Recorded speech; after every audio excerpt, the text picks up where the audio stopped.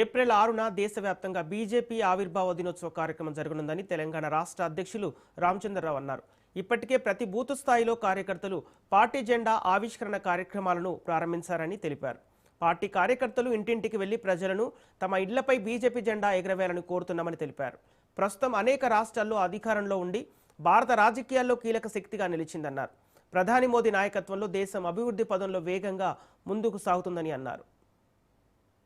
Party ఆవిర్భావ దినాన్ని దేశవ్యాప్తంగా కూడా భారతీయ జనతా పార్టీ కార్యకర్తలు జరుపుకుంటున్నారు. అయితే దానికన్నా ముందు రోజు బూత్ లో అంటే ఎవరి బూత్ లో వాళ్ళు ఈ యొక్క జెండాని ఆవిష్కరించి భారతీయ జనతా పార్టీ కార్యకర్తలు ప్రజల దగ్గర వెళ్లి వారితోని కూడా ఇవాళ అనేక ప్రాంతాల్లో వాళ్ళ ఇళ్ల మీద జెండాలు పెట్టమని చెప్పేసి కూడా భారతీయ జనతా పార్టీ కార్యక్రమాన్ని తీసుకోవడం జరిగింది. 45 సంవత్సరాలు పూర్తి చేసి 46వ సంవత్సరంలో అడుగు పెడుతున్నటువంటి భారతీయ జనతా పార్టీ ఈరోజు ప్రపంచంలోనే అతిపెద్ద పార్టీగా మనందరం కూడా తెలుసు. ఈరోజు ఆవిర్భవించినాము.